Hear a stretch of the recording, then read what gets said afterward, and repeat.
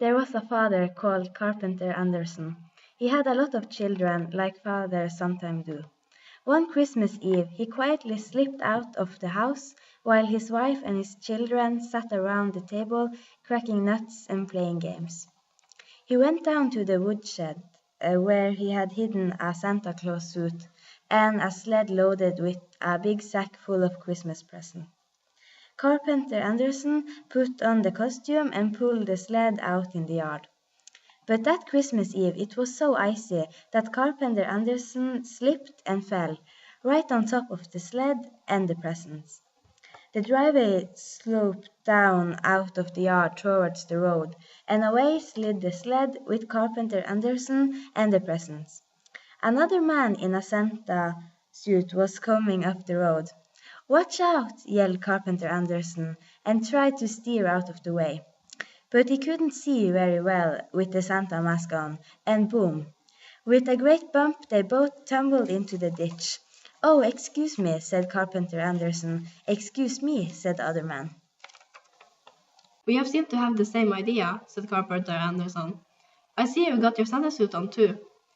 He put his hand and introduced himself. "Carpenter Anderson."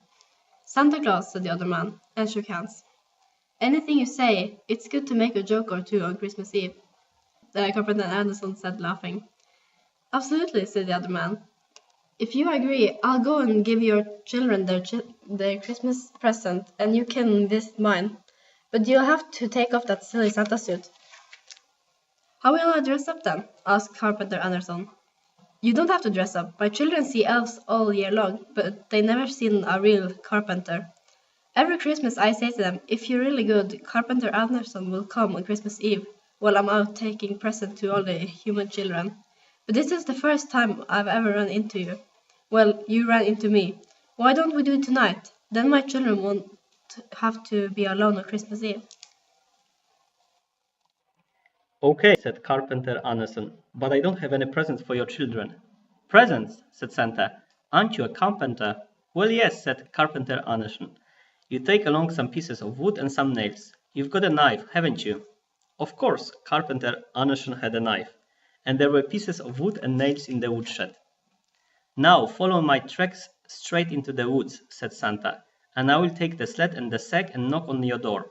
That's your house up there, isn't it?" So Santa Claus headed for the carpenter's house. Carpenter Anderson followed Santa's tracks into the woods. He didn't have to go far, just past a couple of spruces and a big stone.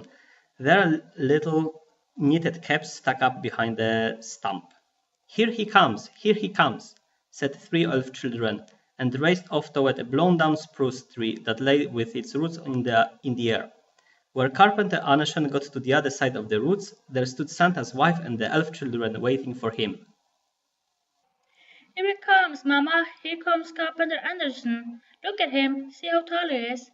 Now, calm down, children," said Mrs. Santa. "You sound as if you'd never seen people before." "We've never seen a real carpenter before," yelled the children. Come in, Mr. Anderson." "Yes, please, do come in," said Mrs. Santa, and lifted up a branch. Carpenter Anderson stopped and followed them into a cozy room with cobblestone floor and little chairs made out of stumps, a little bed with lingonberry bath as comforters. A little elf baby lay in the smallest bed, and an old elf grandpa sat in the corner, nodding his head. Have you got a knife with you? Have you got wood and nails?" The children were all begging and pulling and tugging on Carpenter Anderson. "Now let Carpenter Anderson get inside the door," said Mrs. Santa. "Have a seat, Mr. Anderson." "What's this? A stranger?" croaked the elf in the corner. "This is Carpenter Anderson," shouted the biggest elf boy into the old elf's ear horn. "Our grandpa is so old he never gets outside any more. He'll be very pleased if you go over and say hello to him."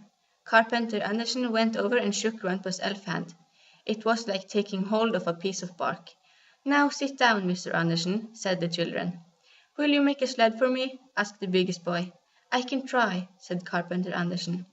And in no time the sled was finished. "Me next," said the second biggest elf child. "What would you like?" asked Carpenter Anderson. "A doll's bed," said the elf girl. "Have you got a doll?" asked Carpenter Anderson. "No, but I get to borrow the woods mouse's baby sometimes," said the elf girl, "and I can play with the baby squirrels as much as I like. They think it's fun to play dolls. Now, please make a bed." Carpenter Anderson built a doll's bed. What would you like? He said to the littlest child, who just stood there and looking shy. I don't know, whispered the boy. He does, said the other children. He knew it before. Say it, they said to their brother. A top, whispered the little elf boy. A top shall be, said Carpenter Anderson, and he made a top. And now you have to make a present for Mamma, said the children. Mrs. Santa was hiding something behind their back. You be quiet, children, she said. Just tell me what you like, said Carpenter Anderson. Mrs. Santa showed him what she was hiding behind her back. It was a wooden ladle. It was old and cracked and full of splinters, so it was just about useless. Could you fix this, do you think? Said Carpenter Anderson, and scratched his head. I believe I'll crave a new ladle instead. He went out and found a nice root in the woods and carved a ladle.